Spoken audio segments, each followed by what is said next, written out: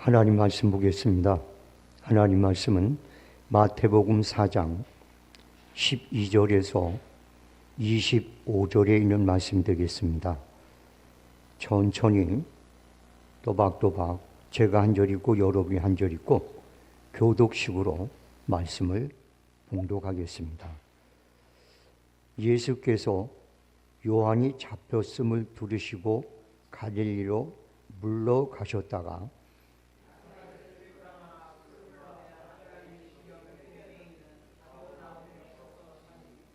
이는 선지자 이사야를 통하여 하신 말씀을 이루려 하심이라. 일러스되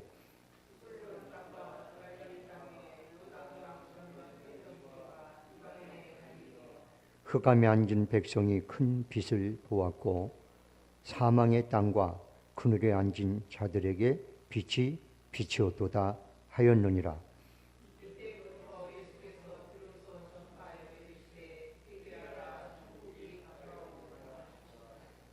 갈릴리 해변에 다니시다가 두 형제 곧 베드로 하는 시몬과 그의 형제 안드레가 바다에 금을 던지는 것을 보시니 그들은 어부라.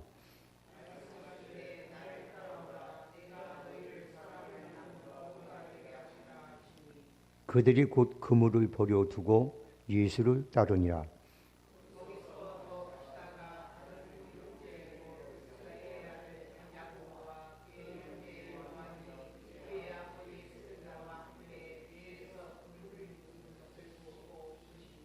그들이 곧 배와 아버지를 버려두고 예수를 따르니라.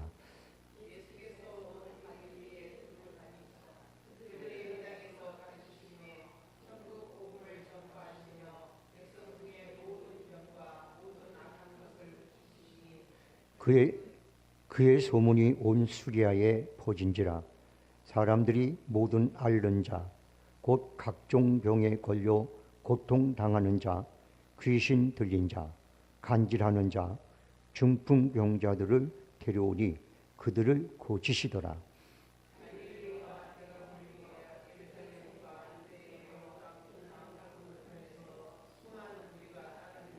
아멘.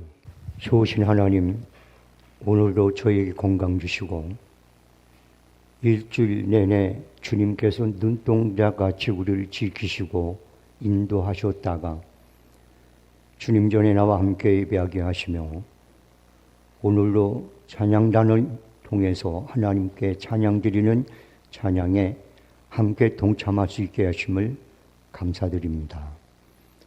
찬양으로 영광 돌린 손길들을 꼭 기억해 주셔서 그들의 삶이 날마다 주께서 주시는 은혜와 은총과 축복으로 인해 스스로 저절로 마음속 깊이 행복함으로 찬양을 드리는 삶으로까지 인도받게 도와주옵소서.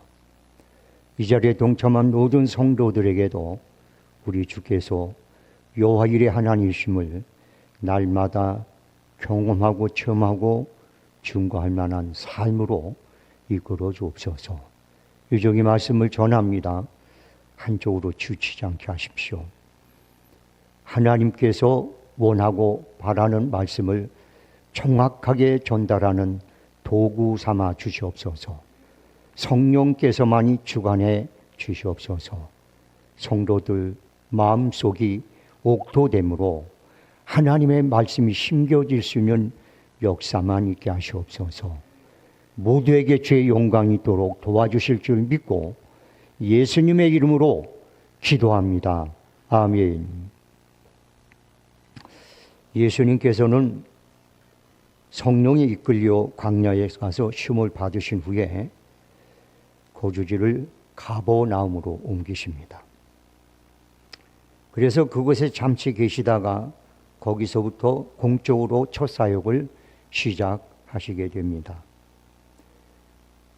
그런데 오늘 저자 마태는 이사야서를 통해서 예수님을 소개하면서 어둠과 흑암에 큰 빛으로 오신 분이다 라고 이렇게 말씀을 하고 있어요. 저는 오늘 여러분들에게 예수님의 첫 생애, 첫 사역에 대해서 말씀을 나누려고 그래요. 사실 이 말씀은요, 여러분들에게 중요하지만 사역자들에게 필요한 거예요.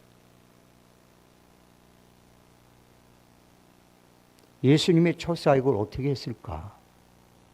예수님의 사역이 어땠을까? 이게 모든 사역자들이 가져야 될 이게 마음이거든요.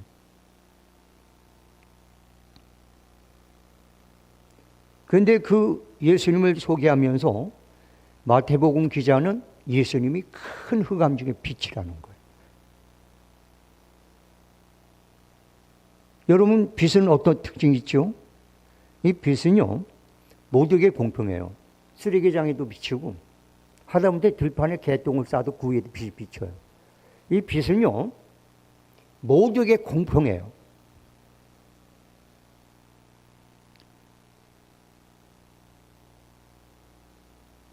그 다음에 두 번째 빛은요, 흑암을 몰아내는 특징이 있습니다.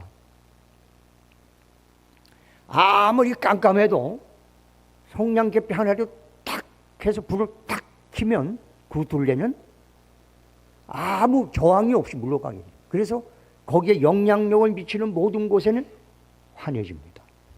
등불도 마찬가지죠.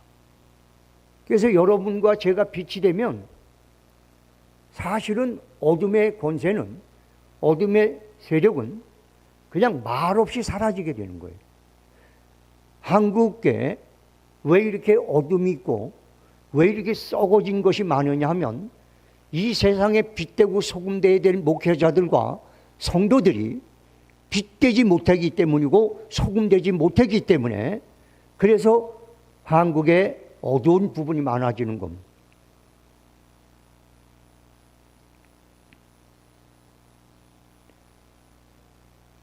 어둠이 떠나가고 나면 자동적으로 그 속에는 이게 다 드러나게 되어 있습니다.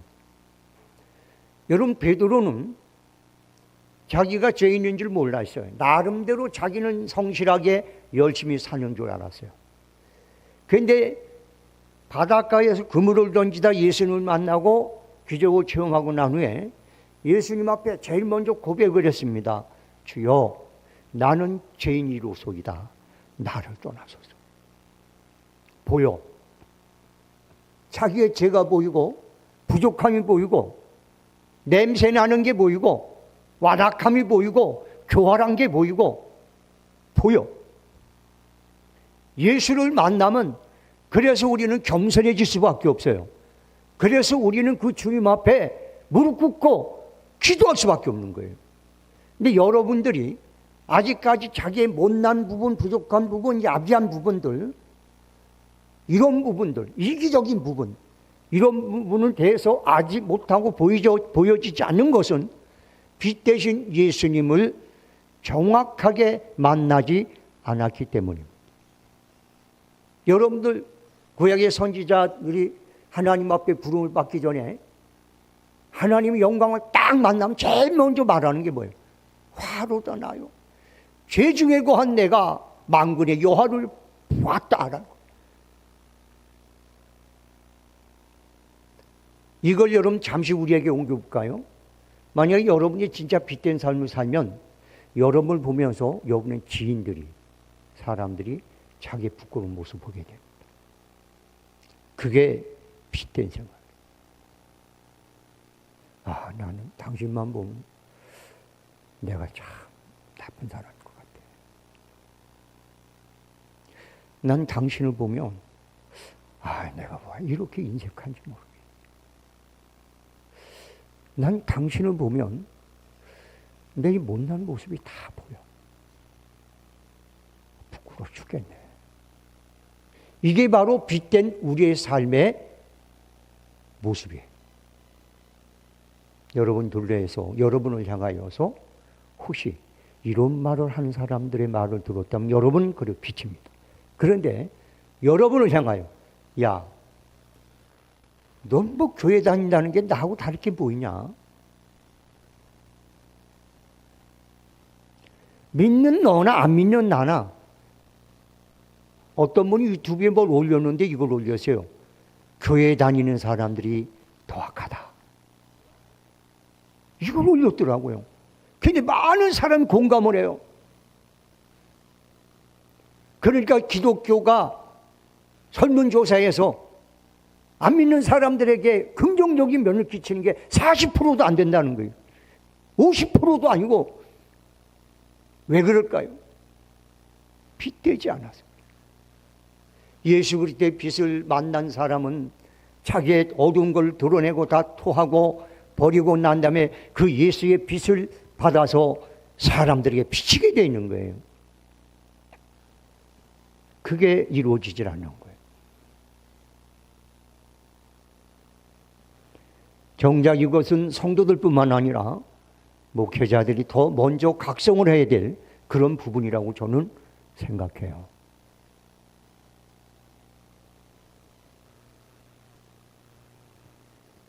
여러분, 빛이 없으면, 태양이 없으면 이 세상엔 모든 농작물을 열매를 맺을 수가 없어요. 자랄 수가 없어요. 여러분이 있는 곳에 가정이 성장하고, 여러분이 있는 곳에 그 모든 것들이 여러분 때문에 살아나고 성장한다면 여러분들은 빛된 사람이에요. 근데 너 때문에 망하게 생겼다.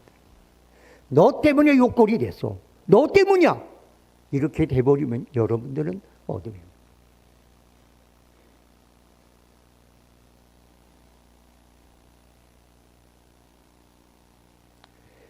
그러면 어떻게 우리가 빛을 발하느냐? 여러분, 그것은 간단해요. 자기를 태워야 돼요. 태양은요, 창대에서부터 지금까지 홀홀 타오르어요. 만약에 태양이 불이 끄 타오르지 못하고 자기를 태우지 않으면 온 세상은 어둠으로 바뀌어요. 언젠가는 학자들의 말에 의하면 저 태양도 자기를 다 태워버리고 나면 끝난다. 여러분들, 내가 빛된 생활을 한다는 것은 나를 태우지 않고는 있을 수가 없어요. 근데 우리는 자기를 태우는 법이 없어요. 태우질 않아요. 자기를 희생하고 자기를 태워야 되는데 그렇지 않아요. 그러다 보니까 빛을 발할 수가 없는 거예요.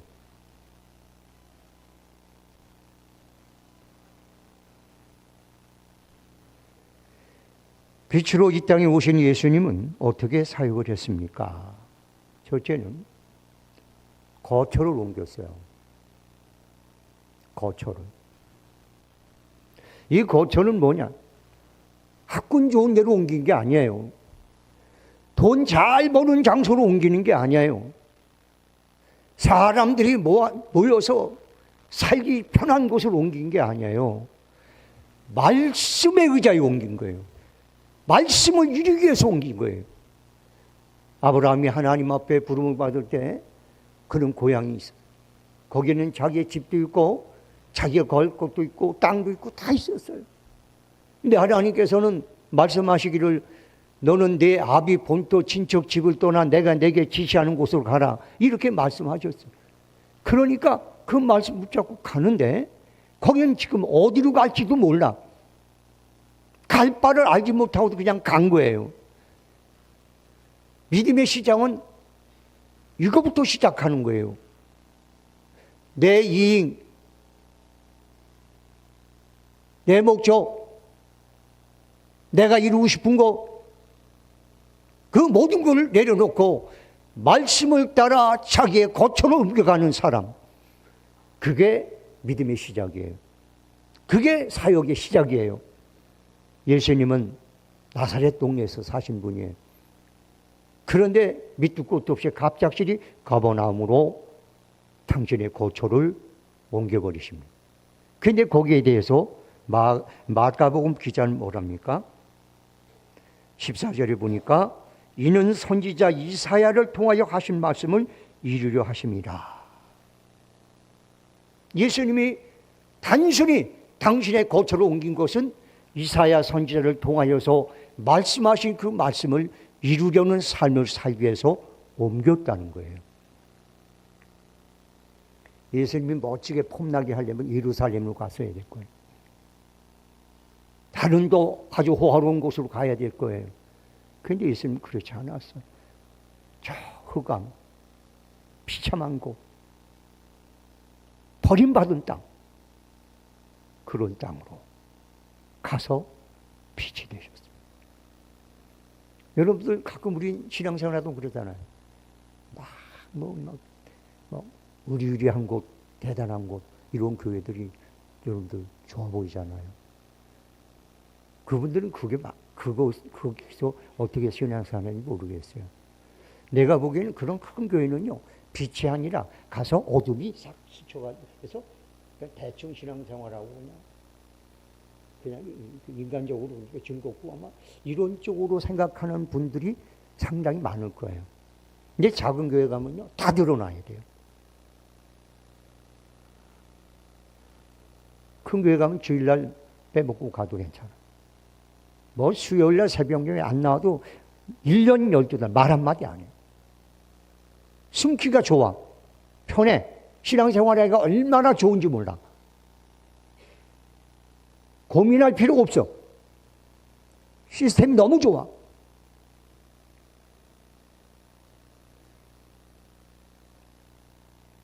근데 여러분 아세요? 여러분 그렇게 큰 교회 가면 담임 목사가 여러분 이름 알겠어요? 알겠냐고. 목자는 자기 성도의 이름을 알아야 돼. 그래서 새벽마다 성도의 이름을 부를 수 있어야 돼. 그래서 목자는 양들의 이름을 안 하니. 자기 이름도 모르는 목회자 앞에서 묻어서 신앙생활하는 그런 신앙생활이 행복할까요? 난 그건 잘 모르겠어요.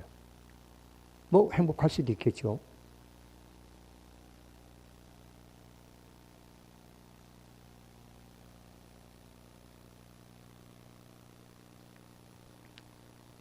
저번에 목사님 우리 교회는요, 성도가 5천 명이에요.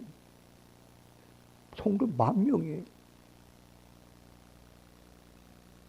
그럼 저는 이런 마음이 들어요. 10,000명을 놓고 목사님이 성도 가정에서 기도하려면 24시간은 기도해야 되겠다. 그런 생각이 들 때도 있어요.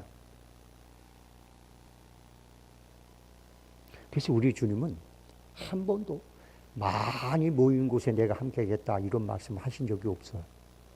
2-3 이상 모이는 곳에 내 이름으로 내가 함께 한다 이렇게 말씀하죠.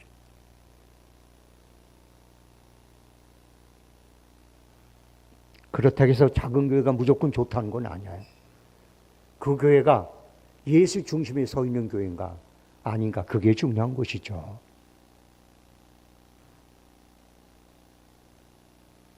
사람들은 자식 교육을 위해서 먹고 사는 문제 때문에 삶의 질을 위해서 거처를 옮기기도 합니다. 그런데 신앙인들이 신앙생활을 위해서 자신의 거처를 옮기는 사람은 많지 않습니다.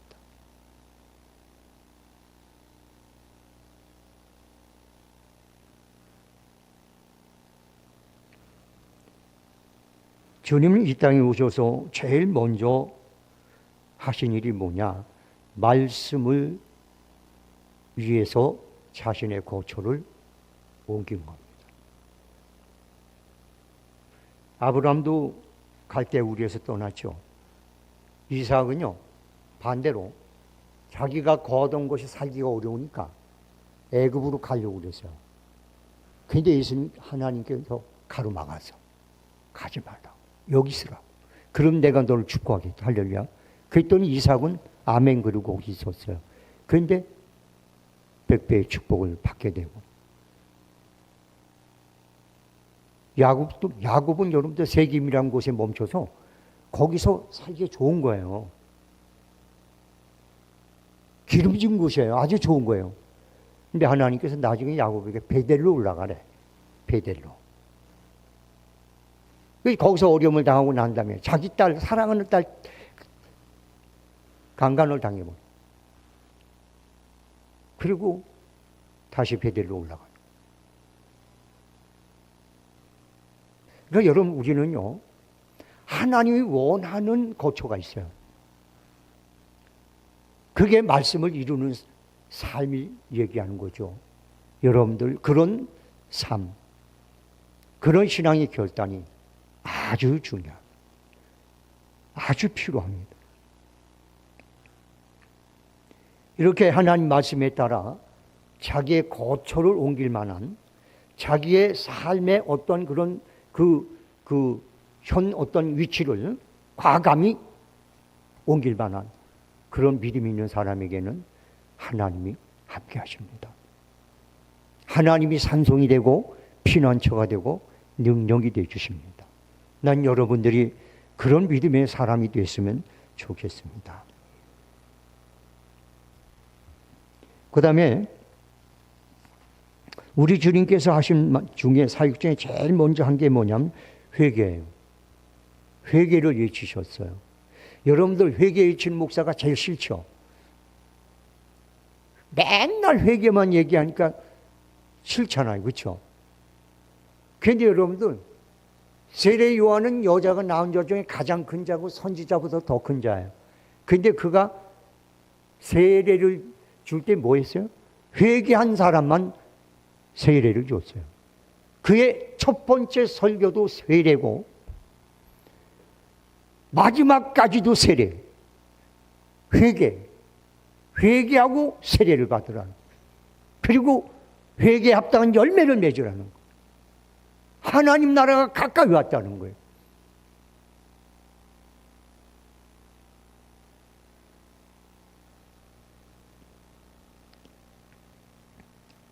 예수님께서는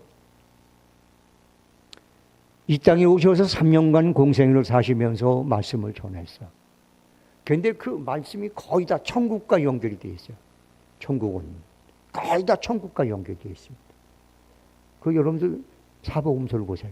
거의 다 천국. 무슨 가라지 비유 다 천국과 연결.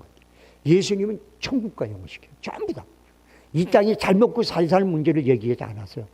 그러면서 하는 얘기가 그 나라와 그 일을 먼저 구해봐.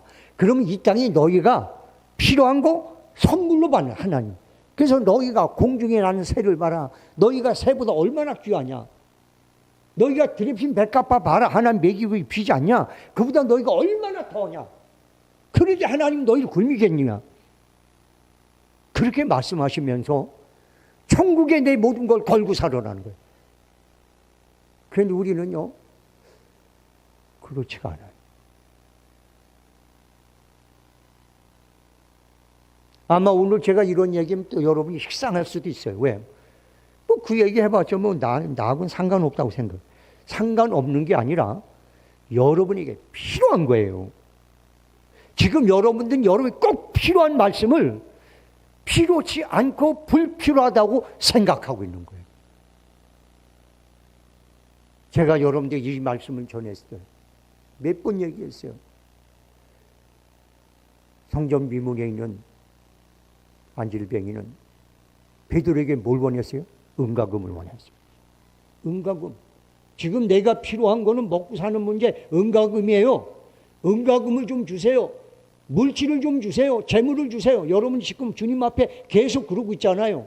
물질 달라고, 재물 달라고, 세상 잘 살게 해달라고. 그런데 예수님의 수제자인 베드로는 뭐라는 줄 아십니까? 나 그런 거 없어. 내게 있는 건 내게 주노니 예수의 이름으로 일어나 걸어라. 할렐루야. 예수의 이름을 줬다니까요. 목회자는 여러분들 축복을 얘기하는 게 아니에요. 예수의 이름을 말해야 되는 거예요. 예수의 이름을 전해야 되는 거예요.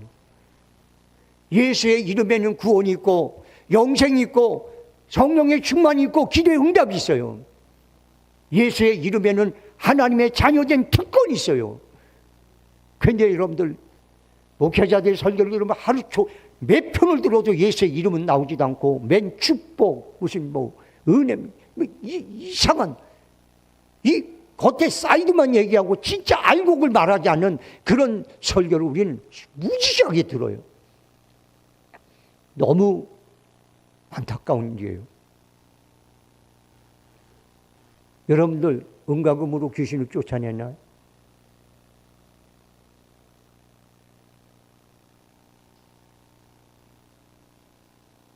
여러분 은과 금을 가지고 천국 사나요?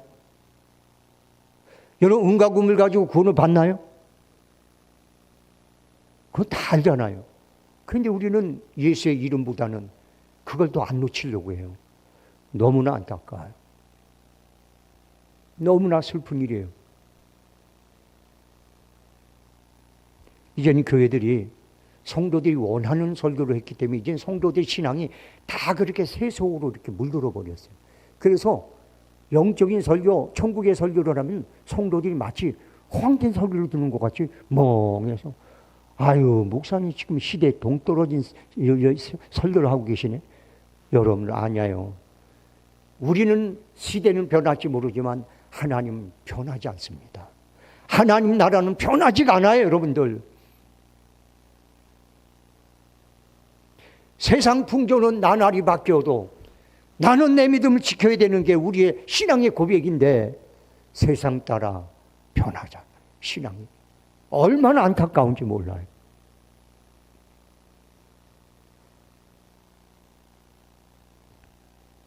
예레미야 5장 25절에 보니까 이렇게 말합니다. 너희 허물이 이러한 일을 물리쳤고 너희의 죄가 너희에게 오는 좋은 것을 막았느니라. 너희 허물과 죄가 하나님부터 온갖 아름답고 좋은 선물이 오는데 그걸 막았대.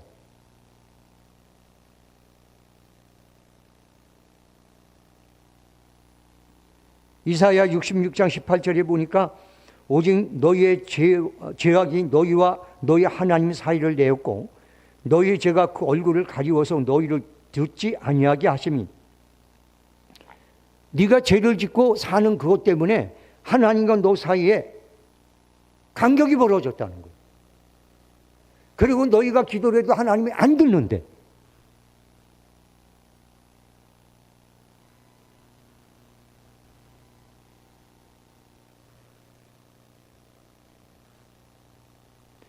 죄는 이렇게 하나님과 우리 사이를 단절시키고 우리의 신앙생활을 무너지게 합니다. 그리고 우리는 죄가 있는 한 천국에 갈 수가 없어요. 주님과 동행할 수가 없어요. 그래서 우리 주님께서는 이 땅에 오셔서 제일 먼저 외친 게 회개하라, 천국이 가까이 왔다. 여러분들 성경을 읽으면 성경에서 제일 중요한 게 어딘지 아세요? 창세기 1장이에요. 하나님은 세상을 창조하셨다. 세상의 주인이다. 마태복음에서 제일 중요한 게 뭔지 아세요? 예수님의 족보예요. 여러분들 시편에서 제일 중요한 게 뭔지 아세요? 복 있는 자예요. 1편. 예수님의 설교 중에 많은 설교를 했는데 제일 중요한 설교를 골라내세요. 그러면 여러분은 회개에 위한 설교입니다. 이렇게 해야 돼요. 왜? 제일 중요하기 때문에 제일 먼저 하신 거예요. 그런데 우리는 회개는 어쩌다가 1년 내내 있다가 한 번 정도 들어야 되는 설교로 이렇게 생각하잖아요.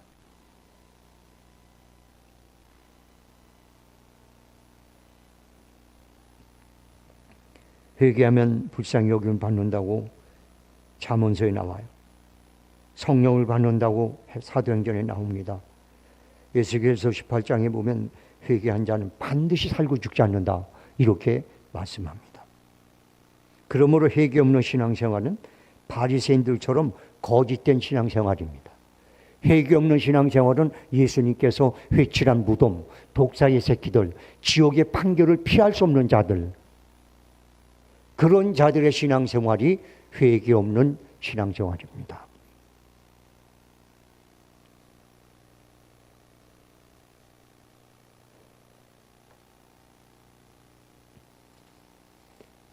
사랑하는 성도 여러분들, 우리가 아무리 어두운 데 살고 아무리 저주 가운데 산다 할지라도 회개하는 순간에 우리는 주님을 만나게 되고 주님의 백성이 되고 주님의 사정거리 안으로 들어가는 거예요.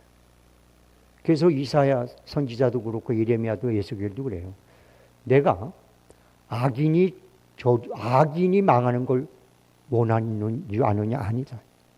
어떤 악인이라도 회개하고 살기를 원하는 게 하나님의 마음이라는 거예요. 베드로 사도도 이런 말을 했어요. 여러분들 잘 들으세요. 하나님 이 땅에 심판하러 오시는 게 늦어진 이유가 뭔지 아느냐. 어떻게 하든지 한 명이라도 더 회개하고 구원받기 위해서 기다리기 때문이다. 하루가 천년 같고 천년이 하루같이 기다림 때문이다 라고 말하고 있어요.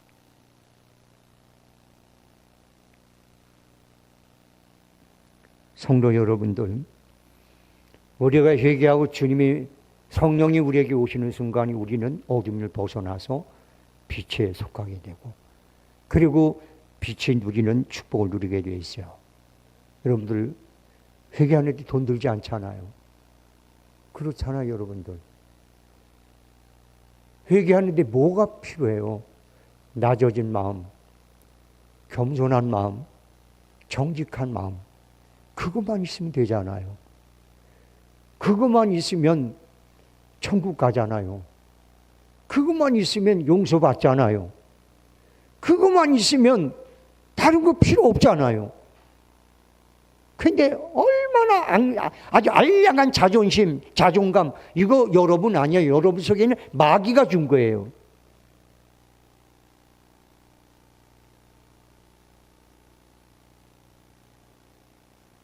믿음이 좋은 사람하고 믿음이 나쁜 사람하고 똑같이 실수하고 죄를 짓잖아요. 근데 믿음이 좋은 사람은 금방 깨달아요. 하나님하고 금방 무릎을 꿇어요. 근데 믿지 않는, 이게 믿음이 없는 사람은 다 그런데 이래요. 안 해요, 회개를. 절대 회개를 안 해요. 그냥 그대로 살아요. 그래서 여러분들 이게 문제가 되는 거예요. 그래서 믿음이 좋은 분들은 실수를 저질러 놓고 감추고 있다가도 말씀을 줄 때 딱 드러나잖아요. 그러면 아유 진짜 아프다. 하나님 나 좀 용서해 주세요. 이래요. 그런데 믿음이 없는 사람은 찔리잖아요. 그러면 더 각박해져요. 그리고 말씀을 전하는 자에게 눈이 또 치매. 망하는 자예요. 여러분도 어떤 사람이세요? 말씀을 들을 때 콱 찔리면 주여 용서해 주세요. 이런 사람이에요? 아니면 콕 찔리면 또 찔러. 아유 진짜. 어떤 사람이세요? 잘 생각해 보세요.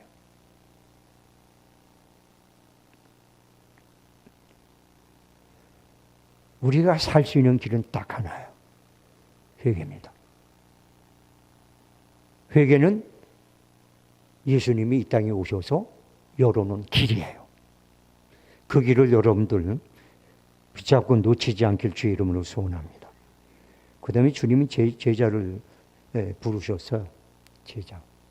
그래서 제자를 부르시고, 그래서 여러분들 목사는 성도들을 통하여 제자화시켜야 되고, 여러분들은 여러분 나름대로 사람들을 좀 이렇게 전도해서 제자화시킬 필요가 있어요. 여러분들 우리나라가요 아주 위험해요.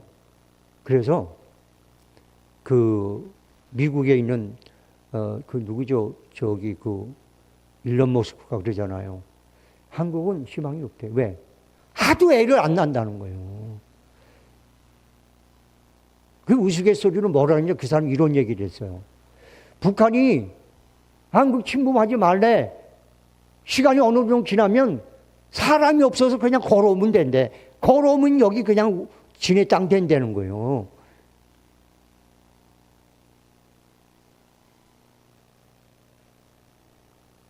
여러분들 우리가 제자를 삼지 않으면 조만간에 교회들은 다 문을 닫습니다. 나 혼자만 잘 살면 돼. 지금 젊은 청년들이 그러잖아요. 세상 살기 힘들지, 막 여러 가지 집 구하기도 그렇고 막 그러니까 그러니까 그냥 싫다고 그러니까 싫은 거예요. 그냥 혼자 그냥 편하게 살고 싶은 거예요. 나만 그냥 편하면 돼. 이게 바로 여러분들 나라를 끊는 거예요. 나 혼자 편하면 된다. 이게 여러분들 얼마나 여러분들 무책임한 일인 줄 아세요? 신앙생활은 나 혼자만 그냥 편하게 있으면 돼. 얼마나 무책임한 일인 줄 아세요? 우리 주님께서는 그 12명의 제자를 삼으시고 그들을 틈만 있으면 가르쳤어요.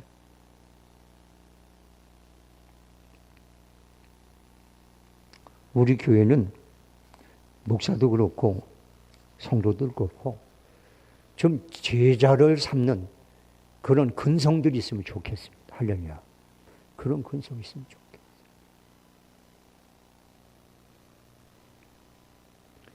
자, 그러면 우리 주님께서 제자를 삼으시고 그리고 그들에게 몇 가지를 가르쳐 주셨는 첫째는 보여주신 가르치는 일을 했어요.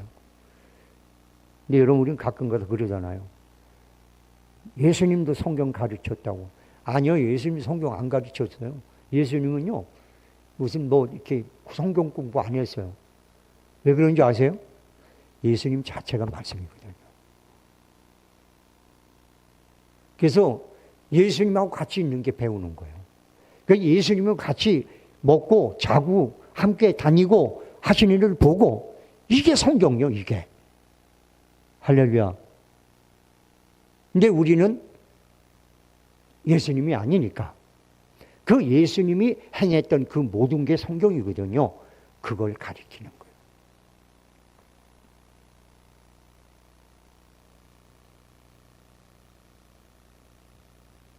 그 다음에 천국 복음을 전파했다. 아까 얘기했죠, 여러분들. 예수님은요, 모든 게 다 천국과 연결을 시켜서 얘기하셨어요. 자, 여러분들, 오늘 가셔서 한번 아주 유명한 목사님들 설교를 한번 몇 편 들어보세요. 거기 천국 얘기가 나와요.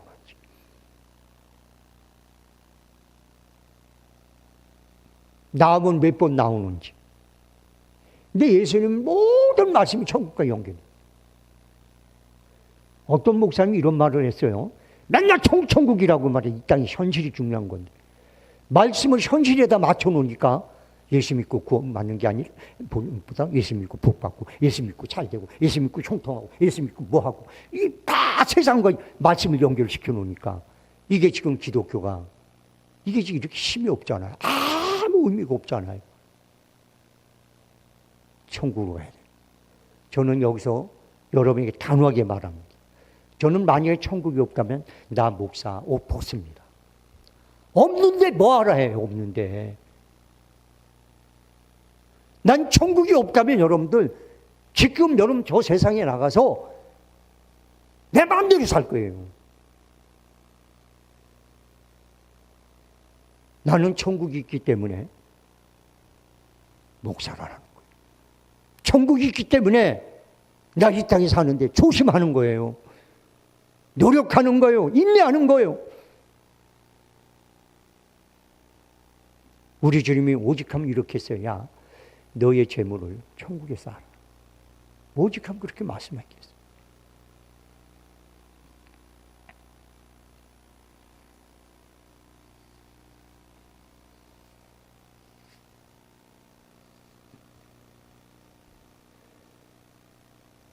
그 예수님은 그 천국. 그래서 여러분들 이거 아세요? 예수님이 천국이에요. 예수님을 통하지 않고 천국 갈 수가 없어요. 천국의 주인이 예수님이에요. 그게 예수가 천국. 그래서 교회는요, 예수만 전하면 돼. 할렐루야. 무슨 긍정적 사고방식, 이게 아니에요. 무슨 민중, 신학, 무슨 이거 아니에요. 그냥 예수만 전하면 돼. 그게 천국이에요. 그래서 주님은 나를 통하지 않고 천국 갈 자가 없대. 내가 길이고 진리고 생명이래. 구원이래. 할렐루야. 그냥 예수만 얘기하면 돼. 자, 그러면 예수 얘기하겠습니다. 예수님이 이 땅에 오셔서 가르치고 전파하고 그리고 모든 병든 자를 고치셨습니다. 할렐루야. 자, 여러분들 객관적으로 생각해 봅시다. 어떤 교회가 우리 교회 목표 중에 하나는 병든 자를 치유하는 겁니다. 이렇게 목표를 잡은 교회가 있나요? 없어요. 예수님은 이 땅에 오셔서 어떤 말씀을 전하든 어떤 사역을 하든 간에 반드시 병행을 한 게 있어요. 모든 병자를 고치셨다는 것. 천국의 말씀을 전하면서도 병자를 고치고, 어떤 얘기를 해도 병자와 고치는 것과 반드시 연계를 시켰어요. 이게 예수님의 사역이었어요. 예수님의 사역에서 병을 고치는 것을 빼버리면 예수님의 사역은 무너집니다.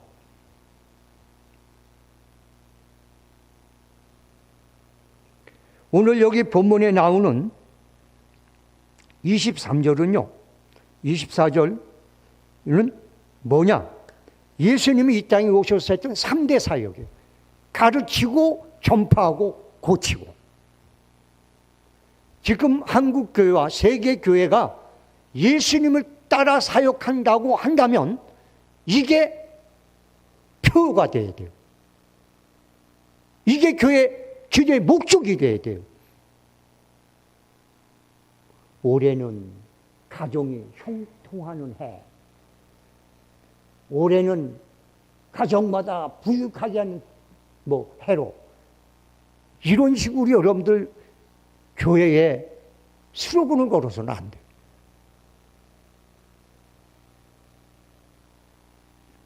여러분은 어떻게 생각할지 모르지만 저는 지금 정말 심각하게 말하는 거예요.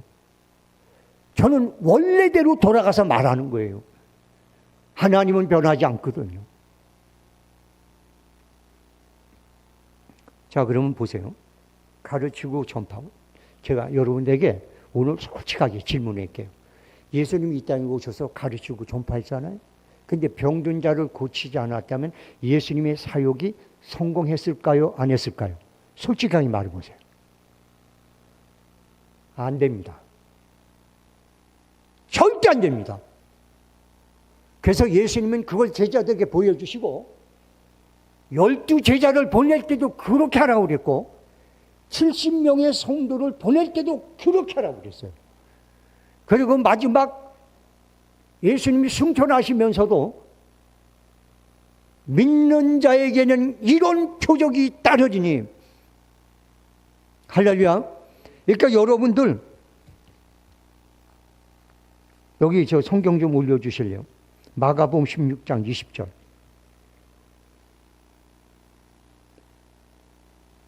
마가복음 16장 17절서부터 보겠습니다.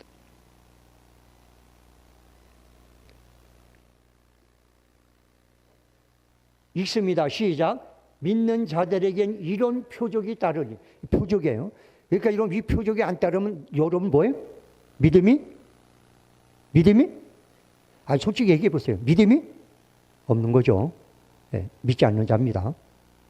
자, 이런 믿는 자들에게 이런 표적이 따르니 곧 그들이 내 이름으로 귀신을 쫓아내며 새 방언을 말하며 뱀을 집어 올리며 무슨 독을 마실지라도 해 받지 아니하며 병든 자에게 손을 좀 나으리라 하시더라. 이런 표적이 나타나야 믿는 자예요. 할렐루야. 제 얘기예요. 예수님 말씀이요.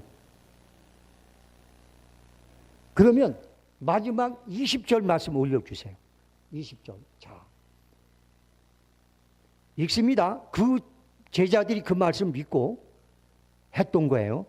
읽습니다. 시작.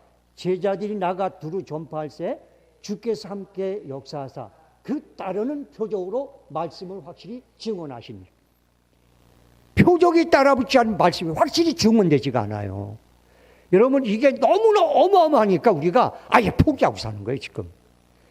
이게 너무너무 어마어마하니까 아예 그냥 지레짐작으로 목사님들도 그냥 이건 성도들 얘기해봤자 들어먹지도 않고 나도 힘들고 그러니까 빠져다니는 거예요.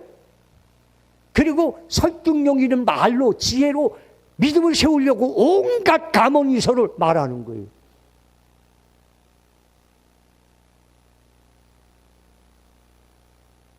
지금 여러분들도 이 얘기 듣고 나도 아직도 지금 멍할 거예요. 목사님이 저렇게 그냥 막 열을 내서 저러지? 그러지 않아도 다 신앙생활 하는데 주님 앞에 가보세요, 여러분들. 혹시 여러분들 이렇게 얘기하실 때 몰라요. 내가 믿음 있니? 예, 있는데요. 그럼 표적이 뭐니? 난 너 몰라. 이럴지도 몰라요, 여러분들.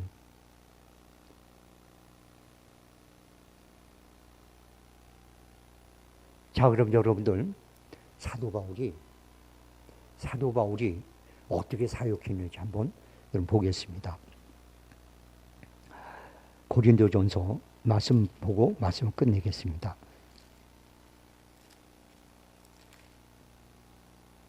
2장 올려주세요.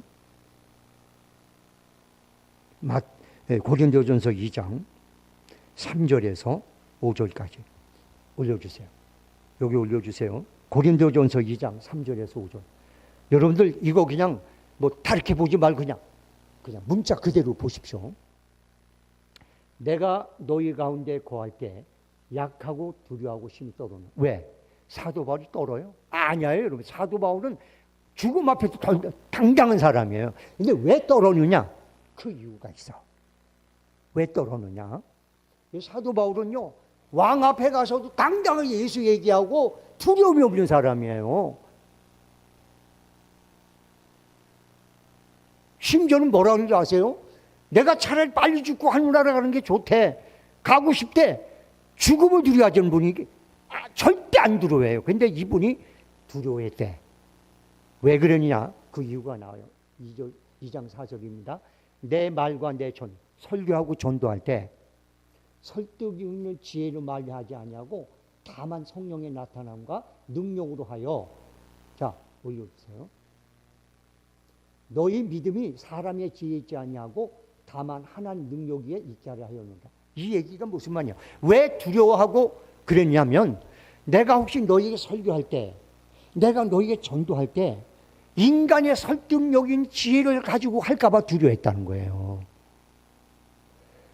인간의 설득력 있는 지혜로 하지 않고 성령의 나타남과 하나님 능력으로 해서 너의 믿음이 설득해서 세우는 믿음이 아니라 하나님의 능력에 세워야 되는데, 그렇게 하지 않는 사역이 될까 봐 두렵고 떨었다는 거예요.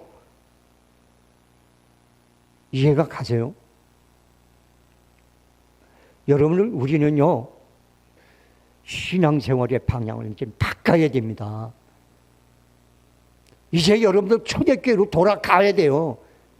사도행전으로 그러니까 여러분 빌립 집사가 가서 복음 전할 때 어떻게 했어요? 사마리아에 가서 예수를 전했더니 그냥 전하는데 막 역사가 일어나 버린 거예요. 이게 초대교회의 박해와 핍박 속에서도 하나님 나라가 선포되고 교회가 부흥될 수 있던 유일한 방법이었어요. 여러분, 우리 교회는요, 설득해서 사람 데려오는 교회가 아니라 여러분의 삶을 통하여 하나님의 능력이 나타남으로 그들이 스스로 따라오게 만들어야 돼요. 할렐루야. 이제 이런 교회로 바뀌어져야 돼요. 그러기 위해서 우리는 기도해야 되고, 그러기 위해서 우리는 몸부림쳐야 되고.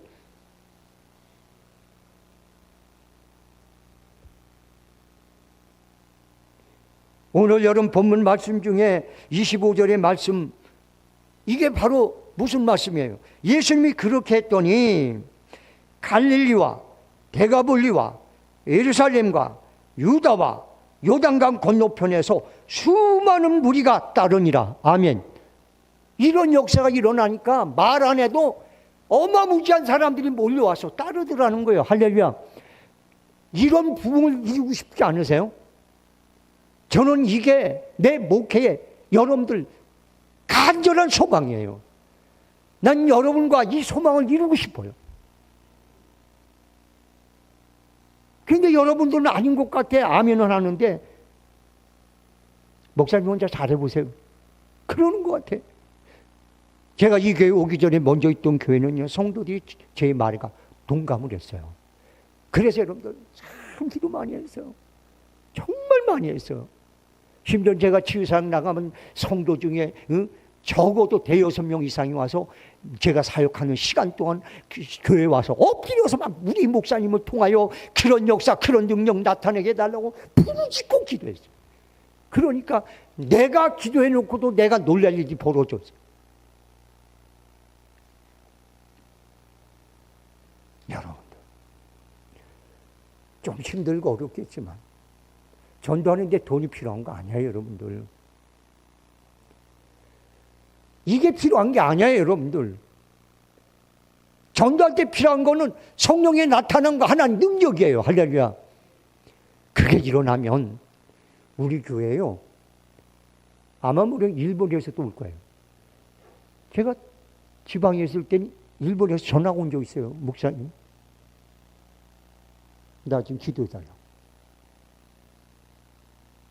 제가 일본 고엔 신학교 가서 목회학 박사과정에 한 과정을 제가 강의를 한 적이 있어요. 치유에 대해서. 그때 그 설교를 듣고 그 일본 사람이 막 울면서 이렇게 얘기했어요. 목사님, 나는 성경에 그런 내용이 있는 것도 몰랐습니다. 있는데도 몰랐대. 읽으면서도 그게 와 닿질 않은 거예요. 그냥 닫혀져 있었던 거예요. 여러분들, 제가 어리석어 보이나요? 제가 여러분 좀 무모해 보이나요? 그래도 괜찮아요. 왜? 하나님이 하시는 거니까요. 이게 말씀이라고 믿어진다면 여러분들, 제 사역에 기도로 도와주십시오.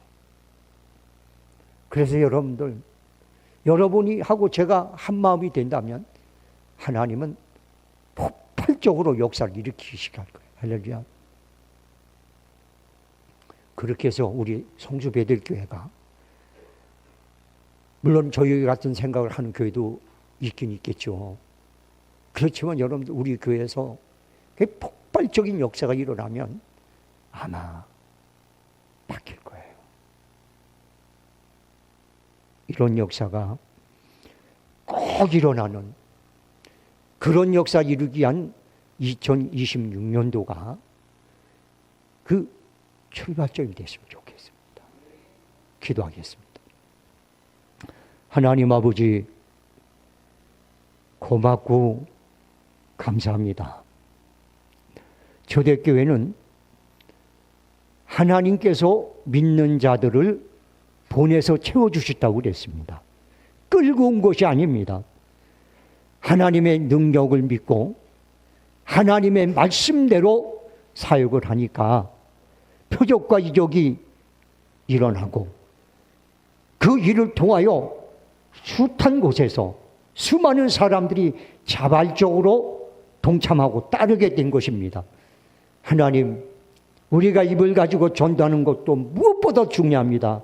그러나 그것보다 더 중요한 것은 사람으로서는 감히 엄두도 못하고 생각지도 못하고 꿈도 꾸지 못할 일이지만, 하나님 말씀에 있는 내용이 오니 이 말씀 붙잡고 기도하다가 그 말씀이 이루어지면 그 일은 그대로 진행이 됩니다.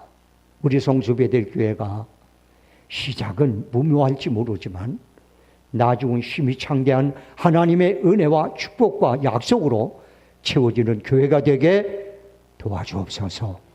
모든 것 주께 맡기고 예수님의 이름으로 기도합니다. 아멘. 다 같이 기도하겠습니다.